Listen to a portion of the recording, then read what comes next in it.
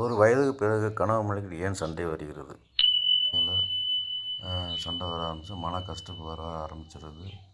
அது என்ன ஆகுதுன்னா, ஒரு சில நேரங்களில் பெண்கள் பிள்ளைகள் மேல் அதிகமாக பாசம் காமிக்க ஆரம்பித்து விடுவார்கள்.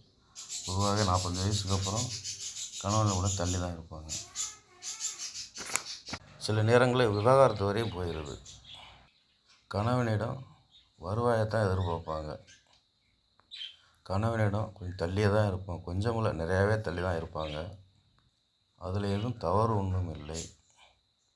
ஆண்களுக்கு ஒரு சில நேரங்களில் வயதுக்கு பிறகு ஆண்கள் குழந்தைத்தன்மை வந்துவிடும்.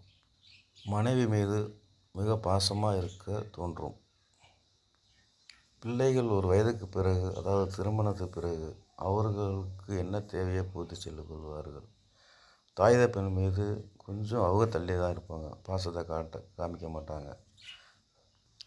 பிள்ளைகளை பற்றி கவலைப்பட அவசியம் இல்லை. அவருக்கு என்ன தேவையோ நம்ம பூர்த்தி செய்து கொடுக்கலாம்.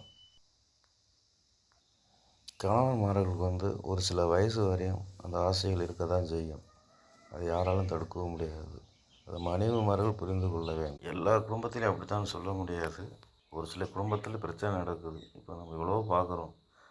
90 வயசு வரையும் கணவன் ஒற்றுமையாக இருக்க காரணம் கணவனை மீது அன்பு, பாசம், மனைவி மீது பாசம், இது ஒற்றுமையாக இருக்கு. இருவரும் கடைசி வரை பயணிக்கணும். அதுதான் வாழ்க்கை. உங்களுடைய சூழ்நிலை கணவன்மார்களுக்கு தெரியாமல் இருக்காது. தாய் தகப்பனை பொறுத்தவரை பிள்ளைகளும் அவர் வாழ்க்கையை ஆரம்பிப்பார்கள். நம்ம எப்படி இருக்குமோ பிள்ளைகளும் அப்படி அதில் என்ன வந்துவிடும். அதனால் நம்ம அதுக்கு இடம் கொடுக்கக்கூடாது. எப்படியாப்பட்ட இருந்தாலும் கணவன் மீது பாசம், மனைவி மீது பாசம், அதை வெளிப்படுத்தி பிள்ளைகளுக்கு காமிக்க வேண்டும்.